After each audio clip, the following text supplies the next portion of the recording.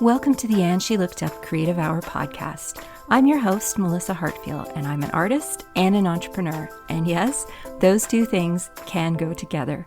This podcast is for the artists, the creatives, and the makers who want to find a way to make a living doing what they love.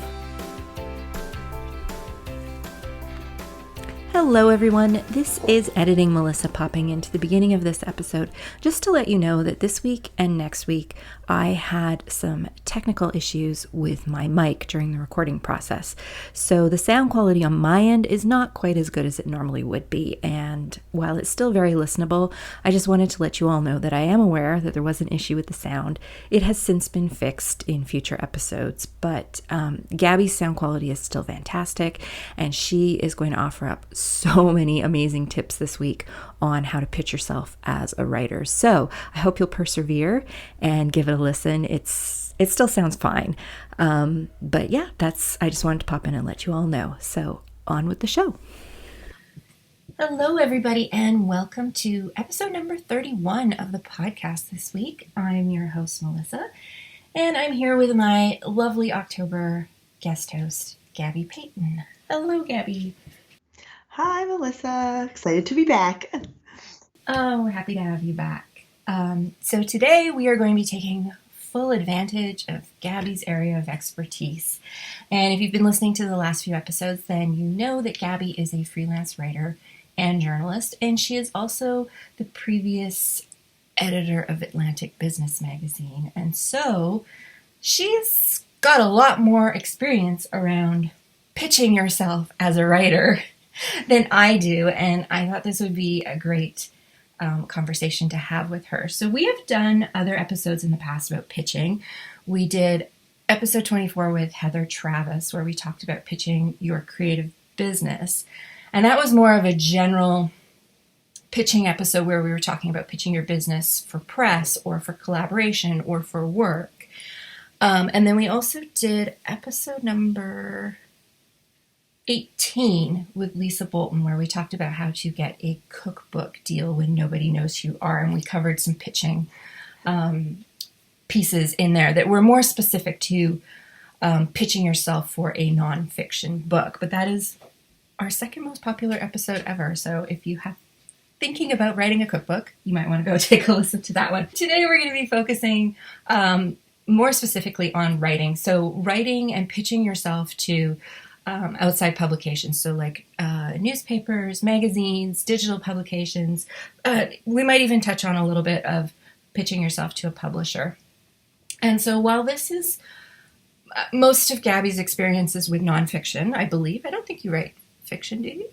No, not in real life, I like to say. Fair enough. Sometimes I delve in, but it's mostly for my job. I would definitely say it's all nonfiction. We all have a novel in a drawer somewhere. But even if you are a fiction writer, there are, maybe not so much for a novel, but if you write poetry or short stories or flash fiction, all of those you have an opportunity to, there are journals and publications out there that do kind of anthologies of those types of writing that you can submit your work to or pitch your work to. Sure. So there are lots of ways that you can pitch yourself as a writer. I very rarely pitch myself as a writer, so this is not my area of expertise. But like Gabby, I am an editor of a website in my case, and so I do get pitched a lot. I know what I like and what I don't like, and Gabby pitched me, and she got the gig. So she convinced me that she needed to write for me, and I'm very happy that she did. So let's dive into this. But before we go too far, though, Gabby, I know you went to journalism school. So I'm going to assume that you probably learned about pitching in school? Absolutely. Like we had whole days where we learned about pitching. I took a creative nonfiction class in particular, and that one it was very helpful. I think we did practice queries or pitches and everything, so that was very helpful. But I was pitching before I went to journalism school. That's right. Had to learn the hard way what was good and what was bad. I think that's a mystery for people who are just starting out. It's very easy to say that you want to be a writer. I think There are Yeah. lots of us out there who would love to write for a living or as part of our living. But it's very, like, the idea of, first of all, sharing your writing with somebody, that's very scary for a lot of people. But also, Yeah. like, where do you start? How do you, like, I think that's an overwhelming question for a lot of people when they start out. Like, how do you find somebody to look at your work? How do you get somebody to read it, let alone publish it? So, when you were first starting out in those early days, like, how did you go about it? I'm guessing you probably made some mistakes along the way. Oh, for sure. Yeah. My early pitches were very much, I look back at them now. I spent some time this weekend looking at them, and some of them were like cover letters. I was kind of like, you had my whole life story inside before I even got to what I wanted to pitch. And I think a lot of people do that, especially at the beginning when you're not. When you feel like you need to give all these reasons why you're the one who needs to write this story. So you're kind of trying to give yourself that credit before you even get to the idea. But I found I've had the most success in just like literally putting the story and the angle within the first few sentences because most editors are on their phones these days. And if they aren't grabbed in like the headline or the first few sentences, they are probably just going to delete the email if they're not grabbed right away. A lot don't even take the time. I was trying to go through and look at what the rate of non-response. So like maybe 5 to 10% of my pitches, they don't even respond. So, Oh, really? Only you know, I I would have think thought that was, I would have thought that would actually be a higher percentage. So that sounds quite good to me. yeah, I mean, I think generally editors really do, especially if they recognize your name or they are grabbed by the story if they do take the time. There are some editors who have been extremely helpful, who have given me feedback on a pitch, which like is pretty rare, but really appreciated. Early on, I had some that were just like, this is too long. Like resend it. Like I just need like a paragraph. So, but again, that's editors, kind of like different things. But I do think like being succinct and like pitching the story first, it's not about you, it's about the story and why you should write the story. I think, as somebody who gets a lot of pitches, I agree 100% with that. I read a book a couple of years ago. It changed my life. It's called Unsubscribe. It's all about email, like how to be better Oh, at email. But it's a cute little book and it has some illustrations in it and stuff. But the advice in it was really spot on. And one of the things was it wasn't so much about pitching yourself as a writer, but just when you're emailing somebody to ask for a favor or to make something happen. And that's essentially what it was saying, is that you need to grab that person in the first sentence. And then you can tell them more about yourself afterwards when they're already hooked and they want to know more about absolutely. you. But in that first moment, you need to, get their attention and make them think this is something that could work for them. Exactly. And I think too, a lot of people, when they're thinking about what they would like to write, they're thinking about a topic more than a story. So you could say, okay, you could send a pitch saying, I want to write about pizza making in Italy, which is like a very broad kind of, general topic. Instead, you need to say, I want to feature an Italian Nonna who has been pizza making in her like little Naples kitchen for 50 years, and this is the lesson she has. So, you're showing that story so much like within that topic, but like you need to have that kind of angle as opposed to just being like, I want to explore pizza making. So I think it really helps to have that angle and that hook to kind of, because if you don't have that, then it's just, I mean, anybody can say they want to write about pizza in Italy. I mean, that's like so broad. So I think it really helps to have the story, the person, about a person or about a specific event or those things. That definitely really helps. Yes, I hadn't thought of that until you just said it, but now looking back on most of the pitches I get, I would say maybe 1% have an angle. Most of Hmm. them are like you just said, that very generic, I want to write about pizza making, or I want to write about easy meals for kids. Like, Yeah. there's lots of articles on easy meals for kids. What's going to make this one different? Exactly. And showing the angle and not telling the angle, I guess that kind of helps you, like with a story, you're showing something and, you get a greater kind of theme out of it. Well, it's like when you write an essay in high school, what's the thesis statement? You want that one line that is, kind of showing what the story is without saying this is story is about. Right. Yes. So maybe that's what a pitch is then. It's like your thesis statement for, Yeah. yeah. Yeah, that hook, those first couple lines, like, yeah. And that's something that I've practiced. And I think too, like spending more time on the pitches than just kind of having an idea and then shooting it off really makes a difference as well. Showing you've thought about it. You don't have to, very few people will take an article on spec these days. So just kind of like you sending them an article that you want them to publish.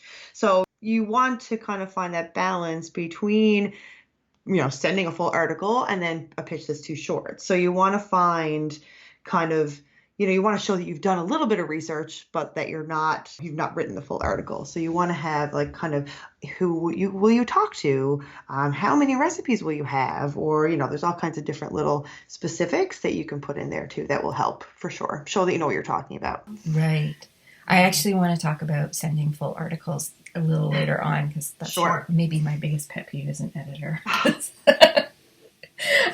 We'll talk about that a little bit later though. So when you went to journalism school and you were learning a little bit more about pitching, did you have some like big aha moments where you realized, oh, like I was doing this wrong? Or like what did you learn there that really helped you as you moved through? Some very simple things like searching a website to make sure they don't already have an article published about that thing. Because you would not believe how many people, as me being an associate editor at Atlantic Business, getting pitches about stories that we'd written about 3 years ago or whatever. That was something. So in journalism school, that was such a simple, like even an offhanded comment. And for me, I was like, oh, how have I never thought to do that like that? Yeah. You just feel stupid because you didn't take that shows you just didn't take the time. Even if it's one of your favorite publications and it's somewhere you've always consistently read, you never know you never know. So that one for me was definitely a big one. Also, I think sending an introductory email was something I learned in journalism school that I never really thought about before. So in terms of like prior to pitching anything, just sort of sending an email saying, hi, I'm Gabby and I write about these things and I'd love it if I could kind of send you some ideas. Is that sort of what you mean? Yeah, absolutely. So if you get an editor's email or you meet them at an event, following up with a meeting, or just even saying, hey, what are your pitching guidelines? So a lot of major publications will have like a set of guidelines that they like, how they like to receive pitches, if it's a specific way or to a specific email. So reaching out to an editor and saying, hey, I'm Gabby. I write about food. I'd love to, I'd love to contribute to the magazine or to the website. What are your pitching guidelines? How do I do that? Mm-hmm. And so that kind of gets you on their radar. They kind of know your background a little bit, so it saves some time and space in an email. And then it just kind of, and your email won't go to their spam. So like those kind of just, it kind of starts off on a good foot. That's a good point. Your email won't go to their spam. But I think also the fact that you're asking for their pitching guidelines shows that you're serious about doing the work. Because I get so many pitches where I never get asked what our pitching guidelines are. They're on our website, and it's obvious people don't read them. And I get so many pitches where people just dive right in, and it's like you didn't do any research. Like those are the people I just pretty much ignore because yeah. So the fact that you're actually asking how to do it the right way would endear you to me. This person wants to play by the rules. And it kind of gives you an idea too, then if they're even taking pitches. I mean, in these times, magazines aren't always taking freelance pitches, or I'm not taking them right now, like pitch me again in the winter, that you'll kind of just get an idea of what the magazine wants. And then you're not, spending all this time pitching and getting rejected, not realizing that they're just not taking freelance pitches, or they're not even looking at the freelance pitch email. Some of them have specific emails that they, will direct you to. So yeah, it definitely helps just to kind of get you in the door, really, just to kind of put a face to a name, so to speak, your words. So yeah, it definitely helps. Yes. That's the first line on our contribute page and has been for the last 6 months. We are not accepting pitches right now. Exactly. So whenever I get a pitch, I know that person did not read. They didn't even read the first sentence on our contribute page. So yeah, that's a good point. Speaking of pitching guidelines, I want to get into kind of like the research that goes behind a pitch. Like when you're pitching, or how much of your time, first of all, as somebody who is a freelance writer, how much of your time do you think you put towards pitching? Oh, it's so much more than you think. I'm trying to think of like, it's like I spend a lot of my week pitching for sure. Because if it's a big story, if it's like, I've read a lot of longer features, so I've done a lot for Atlanta Business that are, 2,000, 3,000 words. It's like 10 pages of a magazine. So for those kind of like heavy pieces, I'll definitely spend several hours researching and like fine tuning the pitch. Other pieces for like smaller publications that are, maybe a 500-word piece and a recipe, I will spend less time because they don't require that kind of like showing your research inside a pitch. But you spend so much of your time pitching because so many of them get rejected. Yeah. Well, let's talk about rejection a little bit, because I think a lot of people, when they're new to this, they don't realize how much rejection is part of the job, and they tend to get very discouraged very quickly, and I don't think it's unusual to get 10 or 20 rejections before you get a yes. I don't think that's a weird number. Is it? Maybe I'm wrong. Oh, no, definitely not. I mean, I think I was looking through because so I have a Google Doc spreadsheet or a Google spreadsheet that I track all my pitches, and I have a new one every year because it's easy then to see, you have the editor's name, their email, because you want to spell their name correctly. Mm. Um, that's also one that, and then I have the topic, and then when I pitched it, and then I will put in how quickly they responded, and then how, if they said yes, no, and then kind of the next steps. So that kind of helps me tracking all the different pitches because there's always lots kind of going on at the same time. I mean, I've had years where I had 1 in 10 pitches accepted. I've had, so it's like a 10% rate. I've had times that it was 25%.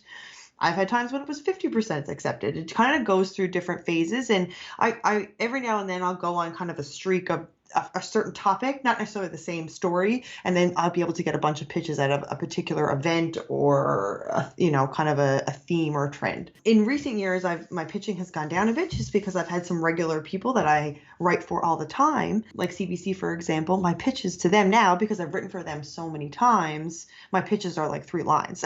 So we kind of develop that relationship. But I think, early on, getting rejected, I feel like I pitched the Globe and Mail when I first moved back to Toronto, and it was like an immediate no. And I was like, oh, okay, well, I'm never going to get published in the Globe and Mail. And, I still pitch them every now and then because I still want to know. I had one that got put on the docket that just never ended up getting published because that happens sometimes. But yeah, I think that, and then you kind of get scared to write for bigger publications. But honestly, like really who have written in Forbes are going to get rejected for Maclean's or get rejected for whoever. It doesn't really, it's really about the story. So it's not necessarily because it was you and that you don't have any experience, but so you kind of just have to kind of come to terms, but it's okay when they say no, because it does happen a lot. I think that's a good point, because I think a lot of us kind of forget that every publication has its own personality. So like you said, you may get published in Forbes, but not Maclean's. And it's not that doesn't mean you're a bad writer necessarily. I mean, you still got published in Forbes.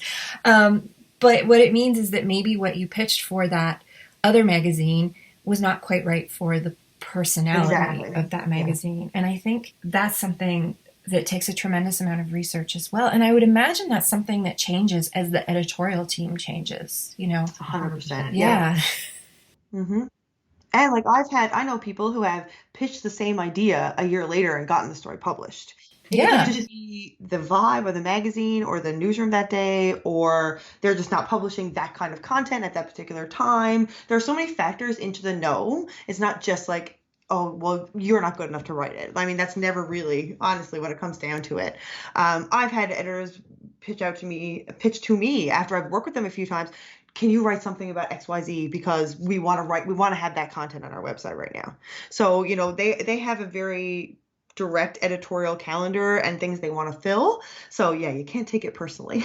Yeah, I think, yes. So if you are struggling with the whole rejection piece, I think that's something that's really important to remember, is that rejection doesn't mean you're a bad writer. It doesn't mean that somebody doesn't like you. That's a big one. Okay. It's not about you as a person and your self-worth.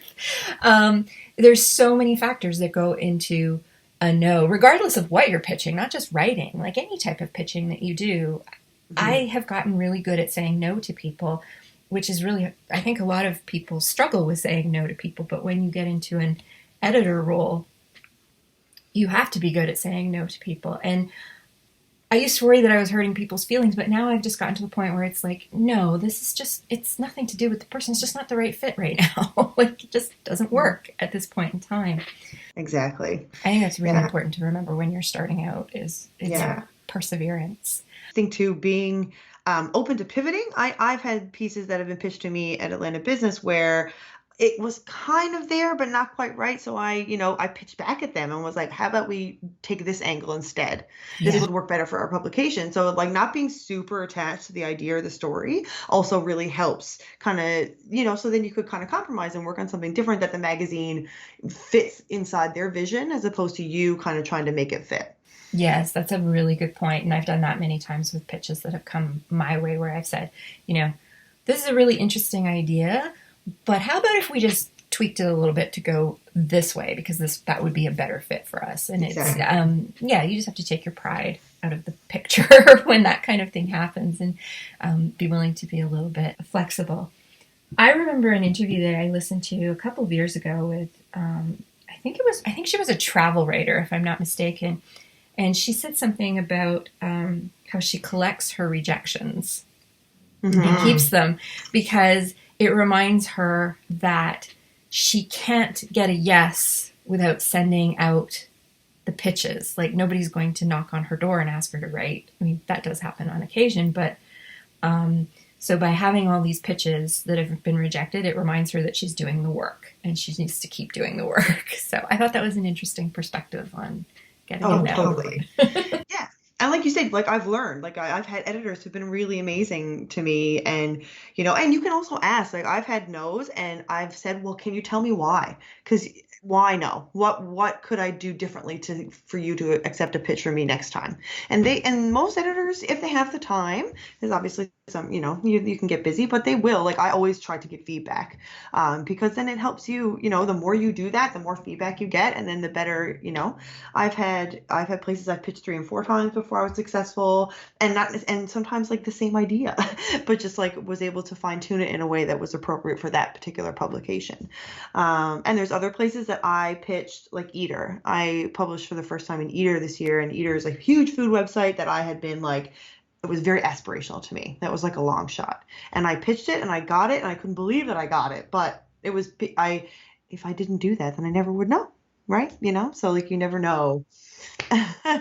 Yes. And I almost never get asked for feedback. It's very rare. And when I do get asked for feedback, that is also a bit of a signal to me as an editor that this is a serious writer, because they are actually soliciting feedback. And again, if you don't get feedback from an editor, don't take it personally. If I have time, I absolutely will give feedback if somebody asks. But if I don't have time, I may not respond. And again, that's not personal. It's just I'm busy. I think not asking for feedback is a bit of a missed opportunity. Absolutely, for sure. 'Cause I have lots to tell. Like they're so, most editors have been on both sides one way or another. Most editors have been writers or are writers. They understand and they can have a bit of sympathy for somebody who's just starting out. One of the things I did want to ask you about, and you referenced it there, is how do you keep track of all the contacts at the different publications you're interested in, but also how do you keep track of where you've sent your pitches and so that you make sure you don't pitch the same editor, the same thing twice in a row? And yeah, you kind of talked about it, but I was wondering if you could say a little bit more about that maybe. Yeah. Well, I have a couple different systems, I guess. The first one is definitely the Google Doc tracking what I've pitched, when I've pitched, who I've pitched it to. I also have a kind of running tally in a Google Doc of all the editors. Like if I see a call for pitches on Twitter or Facebook, or I see a publication that I am like really interested in, if I see a magazine or a website, then I will go in and I will put the editor's name and their email if I find it. So that way, if I do, if there's a random publication, I might not have an idea for that particular publication. And then if I come up with one that I can go back and be like, oh, I do have a publication that might fit for. If I want to write about like a local goat farmer, I know that like Modern Farmer is like a good magazine for that kind of thing, right? So I kind of have a running tally in there so that I know who I've pitched and what I've pitched, because it is very important to not pitch the same idea to multiple people at the same time. And how do you find all of these publications? I mean, you just mentioned Modern Farmer. Okay, so that's maybe not a publication that most people are familiar with right off. I mean, it's not a publication that I would necessarily read, being that I'm not a farmer. But so how do you find all these niche publications that are out there? Twitter is phenomenal for that, because the more editors you follow, the more editors are always helping other editors share calls for pitches or different things. So I've gotten really big into following on Instagram and Twitter, like different publications and different editors from those publications. So most magazines, newspapers, and websites will have a masthead. So it's at the beginning of a magazine or inside the website somewhere where you can get a list of all the editors. And most time these days, they'll have their Twitter handle, their Instagram, or wherever they're kind of on social media. So following them helps you kind of go. So I just do like a deep dive every now and then and look for new magazines or look for new publications. I find the more editors and journalists you follow on social media, the more they will share. And then you find this like random little food publication written by women, from Italy, but then it's like really cool. I found one called, I don't even remember I think it was on Twitter. It's a food history magazine. It's called Eaten, Eaten, Eaten. And it's like the world's first like beautifully printed food history magazine. And I was lucky enough to be in their first issue maybe 4 years ago. But yeah, I just saw a random call out on Twitter and pitched them because I was like, well, that's just like totally my niche. I love it. So yeah. And so then following them kind of led to more editors and that kind of thing. So doing deep dives on social media and mastheads really helps that for sure. And that's something I've heard in the past. A lot of people think Twitter is dead. But I have heard many people reference in the past that if you're a writer or a journalist, or you're looking for story ideas, or you're looking to pitch, Twitter is really the place that you need to be. The writing community on that platform is very vibrant. And from what you're saying, that sounds like that's legit. Oh, absolutely. Absolutely. Yeah. Like Twitter, like Instagram is like where I put pictures of my brunch and like, or whatever stories I'm writing up. And like Twitter is like it's like my work social media. Like it's really where I share the stuff that I've worked on. I share call to pitches. Like I follow, definitely on Twitter is where I follow all the editors and magazines and CBC and BBC and all those different ones. And that's where you're finding a lot of the call to pitch. Is that? Yeah, absolutely. That is so interesting. I don't spend a ton of time on Twitter, so I would never have guessed that. So if you are just starting out as a writer, or if you're already established as a writer, that is obviously a place that you need to go be active. And what kind of stuff do you tweet on Twitter to kind of get their attention? Well, yeah, that's another thing too. Aside from the introductory email, interacting with editors on social media also, again, puts a face to a name. It kind of shows, you get to show your resume. I mean, you follow an editor, they may follow you back, and then you're sharing things that you've written or you're retweeting things. So even interacting with people on that level is gets you in the door in a certain way. So I mean, I share stories that I write. I share other stories that other journalists write that I think are really interesting and that kind of stuff. So that really helps too, if you're sharing content from different places or publications that you really appreciate. Also, like I know call for pitches, there is like, if you look at that hashtag, sometimes you'll find different call to pitches. Yeah. Or even like where to pitch. If you do hashtag where to pitch, sometimes you'll get ones that like people will tell you if you have a topic or something that you're like, I really like this story, but like I have no idea where to pitch it. That's really helpful. So do you find LinkedIn helpful, or is Twitter like your version of LinkedIn? Yeah, Twitter, I would say for me is definitely more, I think for freelance, LinkedIn can be a bit hard. It's a little bit harder in my point of view. It tends to be a little more corporate, doesn't it? Yeah, and now I'm not saying I've gotten content writing gigs on on LinkedIn. So because I do like, in order to supplement, obviously I would love to be able to make money from only magazines, but that's not a reality. That I do content writing for different websites, or I'll do just like, travel content for travel websites and that kind of stuff. So I have gotten gigs from LinkedIn via that kind of stuff, but nothing journalism wise, it's a little bit harder. Now, I may not be doing it right. I find LinkedIn, yeah, a lot harder. So is that kind of a division in your head then? Like writing for websites is more, you consider that more content creation, but writing for magazines or newspapers is more of like an editorial pitching type of thing? Yes, although I probably would go around the same. The pitch would probably be similar depending on the website. But I mean, yeah, I've done like content work for travel websites where like I don't even get a byline. You know what I mean? Yes. Like So it's really just like the listicle type. yeah, Yeah. exactly. Yeah, yeah. Like I'm doing a lot of work right now for Destination St. John's. So they're like a travel board here in St. John's. So yeah, I mean, that is obviously I'm doing journalistic reporting and I'm like going out and eating at these places, but it is still to me more on the kind of content creation aspect of things because it is like a website that, a more like businessy website that people go to find content. Right. And that was going to be one of my questions as well is are there differences for you between pitching for say print or for digital, keeping in mind that a lot of print, well, virtually every print publication has a digital version these days or has some kind of digital platform. Are they a different type of pitch to you or are you essentially doing the same kind of thing? Overall, I think it's kind of still comes down to like the hook, what the story is, and why I'm the one to tell it. Those are kind of the three things that every pitch I do has for sure, as well as like links or, kind of if you have a website. But I think that when it comes to magazines in particular, magazines have very much more defined departments. Mm-hmm. So are you writing like a little blurb at the front of the book that's kind of like, those fun pages at the beginning of every magazine with little roundups or little like, 250 word things? Or are you writing like a long feature?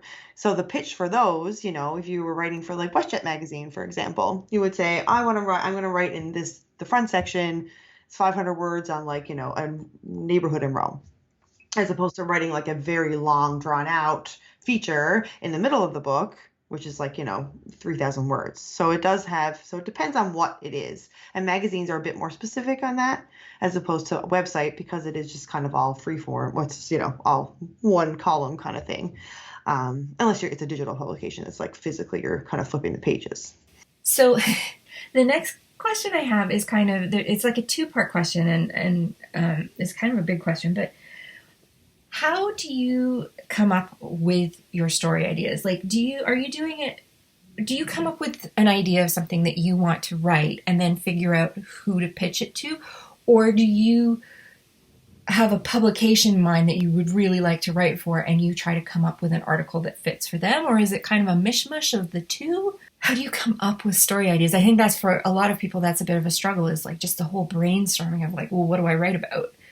Yeah, and that's the hardest part. That is definitely the hardest part to kind of, like I said earlier, like picking, you're like, oh, I really like this topic, but I need a story to go with it. So, yeah, I think it is definitely a mishmash. Like I knew, like Eater, for example, they have these kind of roundups that are like city guides. They do them all over the world. London, New York, and then Montreal has one, Toronto has one, and I thought St. John's needed one. So for me, I wanted to write for Eater, so I knew in order to do that, I needed to write that kind of a story. It needed to be like a restaurant roundup kind of thing. So I, did the research and kind of, formulated in that sense. There's other times when I'm like, I just really want to write about like root cellars, in Newfoundland. And I'm like, okay, where would that story fit? Would it be in like En route magazine for Air Canada? Would it be in Maclean's? So again, that goes back to like doing the research for different publications and kind of trying to find the right fit for that angle. Because it's not, Modern Farmer might take a very different take on root cellars than Maclean's would. Yes, that's very true. Yeah. So I think thinking about the angle and then what publication, yeah, you kind of have to, it's a bit of both for sure. But the actual like just the actual brainstorming, like, okay, so you have the idea that you want to write about root cellars. Where does that come from? I guess is what I'm trying to get at is like, how do you just come up with the ideas instead of looking at a blank page and being like, Well, it's funny. I think it just happens. I think I'm a very curious person. Maybe a better So way to put it is like what inspires you to come up with a story idea? Like, what are the things that really trigger your brain to get it in motion, to get it in motion, where you see something and you're like, oh, that's an idea. Like, yeah. I think it comes with practice. I think I look at the world a little bit differently now. Like even, okay, I wrote an article recently about TikTok hacks and about how I saw a video on TikTok, because I'm addicted these days, about putting a bulb of garlic in a mason jar and shaking it, and it peels all of the cloves. Which is seriously? like, yeah, it Oh, was wow. amazing. Okay. It's amazing.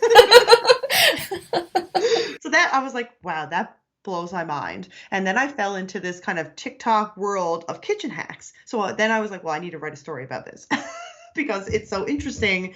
And then I ended up writing it for the newspaper, which the newspaper here in St. John's, I would guess the majority of readers are not on TikTok. So I just kind of was like, I just feel like I need to tell the world about this like crazy garlic kitchen hack. So yeah, I guess for me, it comes from a sense of curiosity, like root cellars. We went to Elliston, which is like the root cellar capital of the world, in Newfoundland. I was like, okay, how did that happen? First of all, why are there so many root cellars there? And yeah, so then I kind of just started digging, and then I was like, okay, this is a story. So I think I just see things on social media or I meet somebody or whatever. And I feel like I just kind of, my brain gets going from there. And then it doesn't automatically mean sometimes I see things and I want to write about them and then it never gets placed or it's never really turns into anything. But I think having that kind of nugget of curiosity into something it sparks that. So then I can spend an hour looking at TikTok or I can look through root cellars or I can, do those kind of things and then decide and then the pitch kind of comes from that. The hook comes from there. Right. Okay. I want to make other people curious about that thing. That's such a good word, curious. I think you have to have a lot of curiosity to be a writer, and I think a part of creating a good pitch is you're trying to make the editor curious. Exactly. Because ultimately they want to make their readers curious. Mm-hmm. So curiosity is probably a good theme to think of when going through the whole pitching process, really is. But I think part of the point of that is that if you want to be a writer, you do have to be part of the world. 100%. Yes. You have to get out there. You have to see things like, if you hadn't gone there, you would never have discovered that they were the capital of root cellars in the world. Exactly. So, what I'm very uneloquently trying to say is that you need to get off your butt and go do stuff outside. And yeah. For sure. You need to see the world. When you have an idea for a story, so let's go with the root cellar example, and this is something you want to write. When you go through the pitching process, are you pitching multiple publications? Like, hey, I've got an idea for a root cellar article are you pitching multiple publications at the same time? Or do you just go to, say, the first publication on your list that you think is the most likely to be interested? And then if they say no, you go to the next one. Like, I'm just wondering how you kind of avoid double booking yourself. I've received pitches where I've had the person telling me, like, I've pitched other people this story, so if you want it, like, the first person who says yes gets it, kind of thing. And I always think that's a bit weird, but is that somebody who's just being a bit hacky, or? Yeah, I would not recommend doing that. In journalism school, that was like one of the things that they always said, do not do that, because it really does piss editors off. Yeah. If they're taking the time to read your pitch, to speak with you about the pitch, to negotiate a rate, all those things, and then you say, oh, sorry, no, I'm gonna write it somewhere else, then it's just like kind of just frowned upon. It's not something I would recommend. It puts you in an awkward position. It puts the editors in an awkward position. It's just not fun. I just wouldn't do it. That said, there are different ways. I mean, yeah. So like for the root cellars one, I ended up kind of digging into it and I wanted to write about the history of it. So that's why when I saw the Eaton magazine, a food history magazine, I was like, this is perfect, because these root cellars are mainly food storage and there's a really interesting historical aspect to them. And Elliston is just a really interesting case. So that for me was perfect and it got approved right away. That doesn't mean that I couldn't pitch a travel magazine about going to Elliston and visiting these root cellars and like using it as like an aspirational travel destination. So there are different ways you can write about the same topic to different publications without it being the exact same story. But yeah, I would definitely not. Yeah, so I would say if they rejected it, then I would just move on to the next publication and tweak as needed, but I would not pitch the same idea. Yeah, because you hear a lot of writers who go on press trips or things like that, especially in the travel world or culinary travel, where you go on a press trip to, let's say, St. John's, and the whole point of the trip is they want to take as many writers as they can to multiple events, multiple tastings, multiple locations, to give them as many opportunities to come up with story ideas as possible. And so I think it's quite common for writers to go on those trips and come out of it with, 5 or 6 potential very different stories that they can pitch, but they all came out of that same trip. For sure. Absolutely. I've done that for sure. Like, especially with travel in particular. And that was something, yeah, I mean, it's not, you're not really plagiarizing yourself by just taking a different angle on it, And again, like if you write something about, from McLean's about root cellars and the funding that they got around, making it the root cellar capital of the world versus putting it in like the local newspaper and talking about like the old man that you met, like researching or looking around the root cellars and his story. So there's lots of different ways that you can extract things from the same experience, for sure. So I think that's something as a writer that you have to be very aware of. It is thinking of all the different angles that you can take on the same topic, really. So like the root cellar example, you thought of it from a historical perspective, you thought of it from a travel destination perspective. Like I guess you have to be able to kind of see all the different possibilities in your head of ways that this could turn into some work for you, essentially. Absolutely. And I remember when I was during journalism school, we do an internship, and I was at The Coast, which is an independent newspaper in Halifax, amazing publication. And I remember one of the editors saying to me, do you walk the same way to work every day? And I'm like, oh yeah, like I walk down Argyle and I come get my coffee or whatever. And he was like, you should try walking a different way. And even that, just getting a different perspective on the walk to work. I think I remember I ended up seeing like a new cafe was opening like a street over that I never would have seen if I hadn't like taken a different route to work. So even just like shaking those kind of things up and doing things a little bit differently can kind of just like jostle your brain a little bit and your perspective. And then you kind of start thinking about things differently. It's amazing how that works.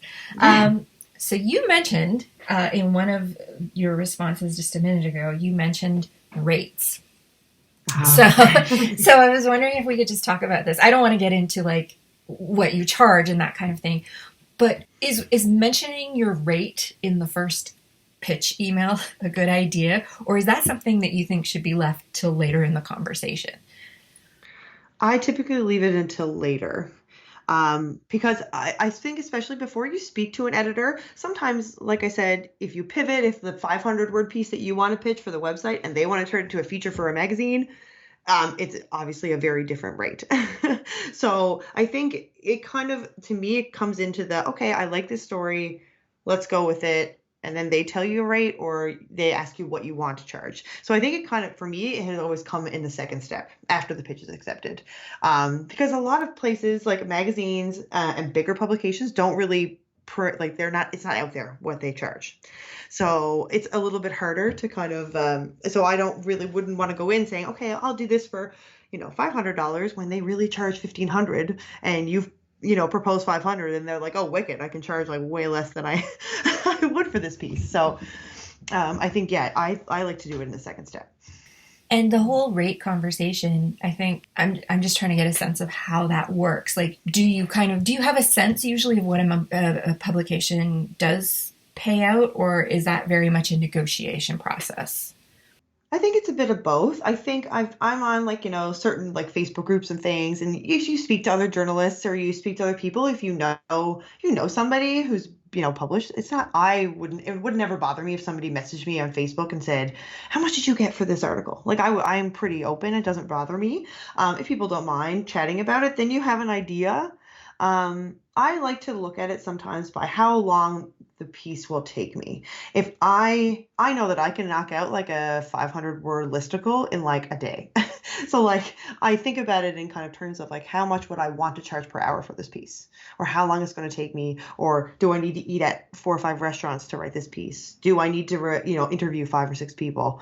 There's all these kind of different things. If there's photos involved, that's a whole other can of worms. But yeah, I think knowing what you are willing to work for is also kind of the basis for it. And then don't be afraid to ask for more. Just always ask for more. Just always ask. Do you ever get like is this something that happens anymore? Do you ever get like an expense budget if you are, say, doing like, I don't know, maybe for the Telegram where you're writing, restaurant reviews, or if you've been asked to do, like, let's say, a listicle where you're talking about the 5 best places to go for brunch in St. John's or something like that. Do you get a bit of an expense budget to offset the cost of going to those restaurants and having to eat there, or is that expected to come out of your pocket or out of your overall fee? Or like, do any publications give you an expense budget at all for those types of? Some do, some do, some do, some don't. It kind of depends. And that is definitely something to take into account. If you are doing a big listicle, where if you haven't already eaten at that place before, you want to explore it, then yes, either including it in the rate if they're not offering a budget. Some places do, some don't. Most don't these days, just because of especially for freelancers. You don't always get a budget. Sometimes you do, sometimes you don't. It's kind of hit or miss, really. I know that's not very helpful, but no, it is helpful because I think that's something a lot of people kind of wonder about is like, well, am I expected to go eat in all these restaurants and pay for it out of my pocket, or do I get a little meal allowance budget or things like that? Or it doesn't have to be restaurants; it could be, I don't know, if you're traveling, which I think is why a lot of travel boards will bring journalists or writers for free, like they pay the bill for you to be there so that you can get the story ideas, whereas if you had to pay out of pocket, you probably wouldn't go. So, yeah, I was just curious about that. I have another question that I'm curious about, because this has been coming up a lot lately in the last year or so, and that revolves around the rights to your work. And when you write an article, let's say you write something for Maclean's magazine, do they own the rights to that article, or does it stay with you? And are you able to republish it down the road in another format? The reason I'm asking this, our lawyer, for my main business where we do a lot of content creation, is always saying, own the work, own the content, own the intellectual property. That's the asset. And then, most writers are like, no, it's my work, my copyright. I own it. And I'm just trying to get a sense of where that lies out there in the industry right now, especially if you are a writer who's pitching. Is that something that comes up in the pitch conversation or the negotiation? Like the magazine owns it, you've handed it off to them, they get to keep it kind of thing? Or how does that work? It depends sometimes. So bigger publications, you will get a contract usually. Most of the time, even though I have spoken to my husband about this a lot, he's a lawyer. My contract for a lot of my pitches for smaller publications is like us agreeing in an email that I will do this for X amount of dollars. And that is a contract. For bigger publications, you will typically get a contract. Within that, it will say that they own the rights or that you can own the rights. You can fight for them if you want them. A lot of the content that I write, I don't really care if it's published elsewhere. A lot of the stuff I write now, especially with restaurants, is pretty timely, so it's not like I would publish it in a journal later on. Some of the bigger features that I have done, I would probably say, can I have the rights? So, it is something that it would happen like after you've agreed to do it. It would happen when you're negotiating the rate, negotiating the deadlines and it would come up in a contract, because they have most of the time will have a pretty formulaic contract that they'll send to you to sign. Right. So there's no cut and dried, it's ours or it's yours. It really kind of depends based on the pitch. Okay. So that's another thing to think about when you're pitching, is whether or not you would want to potentially use this down the road. And I'm trying to think of ways where you might want, like, one thing that happens with us a lot is people will write for us and then they'll ask us 3 or 4 months later, can I republish this on my own website? Because they're a digital content creator and we're a digital content site. And there's issues with that around, SEO and duplicate content and things like that. And there's ways to get around all of that. So it's just always a very interesting conversation to have. And I never really know how to navigate it.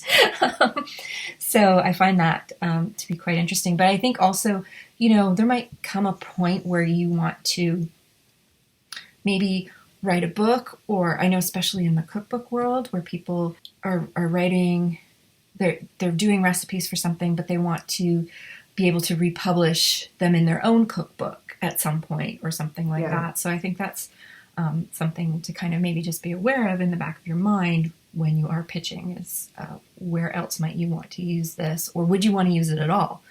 And this happens in photography a lot too. Like when you do, this is photography and rights is like a whole topic in its own, but as somebody who's done a lot of product photography over the years, when I'm taking straight up product shots of a branded product, I don't really care if I keep the rights to those. Like, what am I going to do with a jar of pasta sauce that says, I don't have another use for that. So I think that's something to kind of keep in the back of your head when you're doing pitching. And recipes are really tricky too. Yes, You technically cannot copyright a recipe. You never really own a recipe. Yeah, you can't copyright the ingredients, but you can copyright the instructions. Exactly. If it's word for word. If somebody goes in and changes those instructions a little bit, you're out of luck. But again, chocolate chip cookies. Exactly. All right, so we're coming up on an hour, and I just want to do a bit of a rapid fire thing. So, top 3 things when you're putting a pitch together. What are the top 3 things to make sure it has? Okay, you have to have your hook, your angle.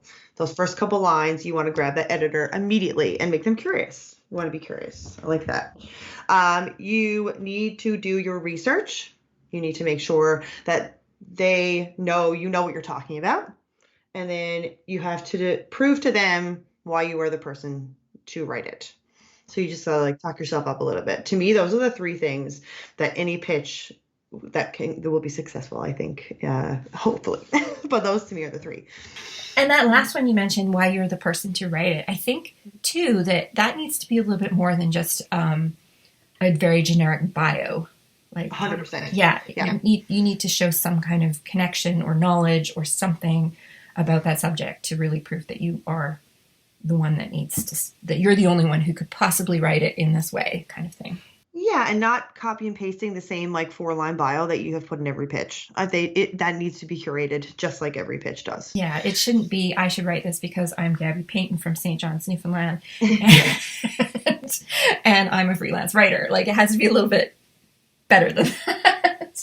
Exactly. Like when I pitched the one for Eater, in my bio, I said I ate in 75 St. John's restaurants last year, which was true and terrifying when I counted. But that is why I should be the person to write a story about St. John's restaurants, because I've eaten in many of them in the past year. So and that's a good reason. As an editor, that would intrigue me. I would actually want to speak to this person who's eaten in 75 St. John's restaurants. So that's a good one. Top 3 biggest mistakes to avoid when you're pitching an editor from your editor perspective. Okay. Do not send the pitch as an attachment. People hate that. Nobody wants to do that, especially if they're on the phone on the subway trying to flick through. Don't do that. Spell the editor's name correctly. That is also very important. And make sure that the publication has not already written about it. Yes. And if you're pitching me, my name is Melissa, not Michelle. So I cannot tell you how many pitches I get that call me Michelle. It's not difficult. No. I don't have a weird name. It's not that hard. Okay. Your biggest pet peeve as an editor? Not doing your research and being very broad when people are like, I want to write about this. I'll explore this. I want to know that you have like at least looked into the topic and like know a bit about it before you're pitching me. It's not that you want to be curious and make the editor curious, but you don't want to be curious yourself in the pitch. Like you need to know a little bit about what you're pitching. Yes, I hate pitches where somebody shows they haven't done their research, and I really hate vague pitches where they say, "Hey, Yes. I have a great idea that I think would be perfect for your publication. I'd love to discuss it with you."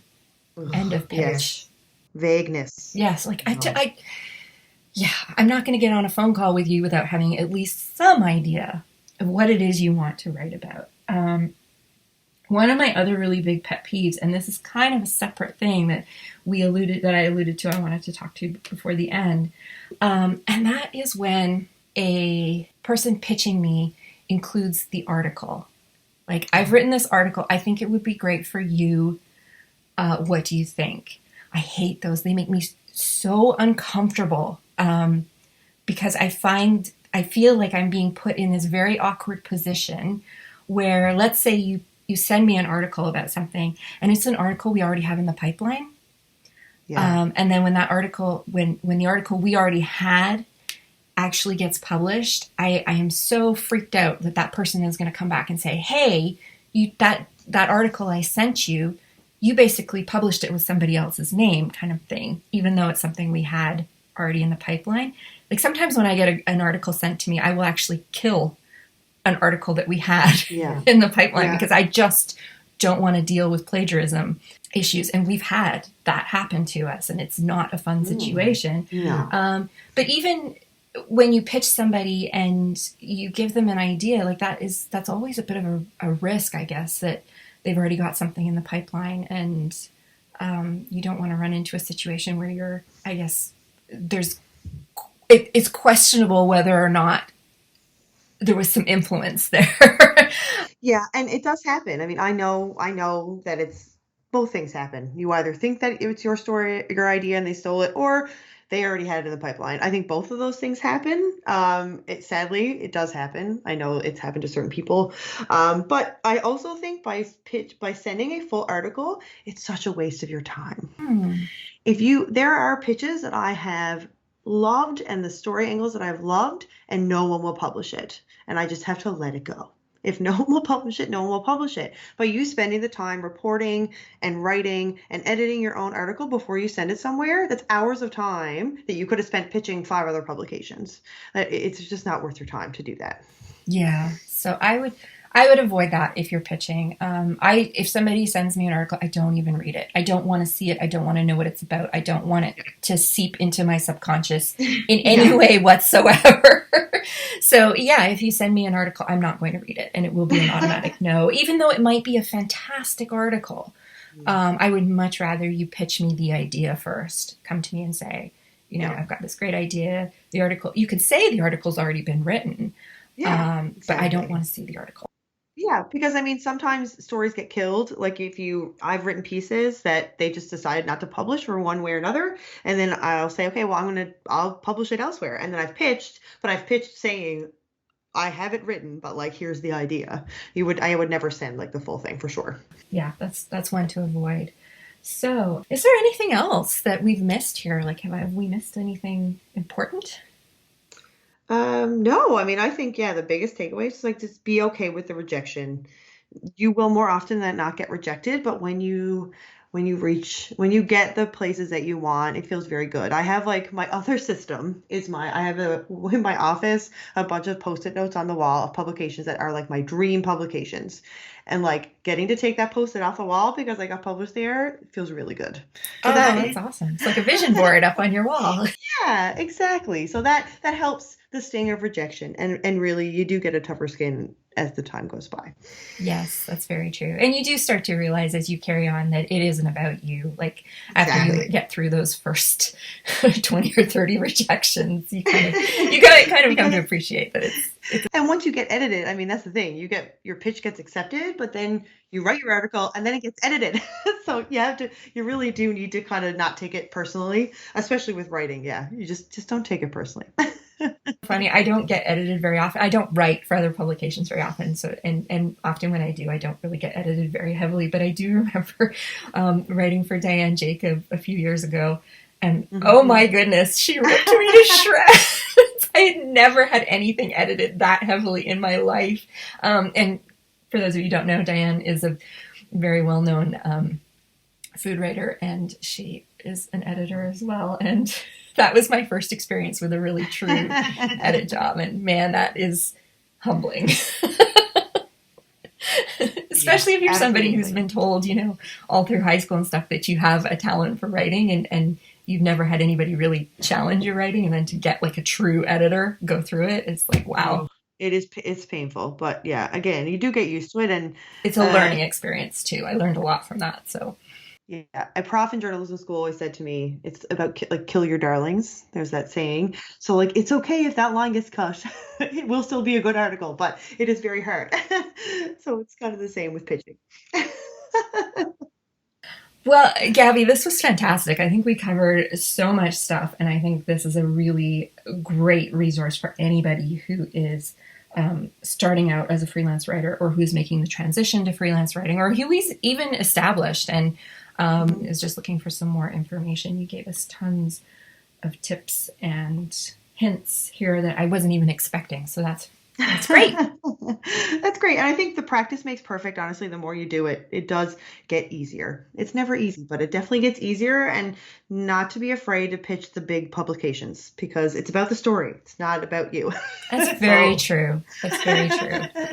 Okay, everyone. Well, that's it for this week. We're going to be back next week, and Gabby and I are going to be talking about something that I think we are both very passionate, I guess, about, and that is being a multi-passionate creative. And this is a term that you're hearing more and more these days, because I think more and more of us are, I don't think that there's more multi-passionate creatives. I just think that more of us are finding the outlets to follow that path. And so I think, that's what we're going to talk about next week.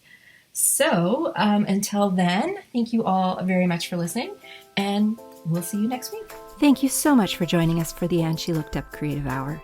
If you're looking for links or resources mentioned in this episode, you can find detailed show notes on our website at andshелookedup.com. While you're there, be sure to sign up for our newsletter for more business tips, profiles of inspiring Canadian creative women, and so much more. If you enjoyed this episode, please be sure to subscribe to the show via your podcast app of choice so you never miss an episode. We always love to hear from you, so we'd love it if you'd leave us a review through iTunes or Apple Podcasts.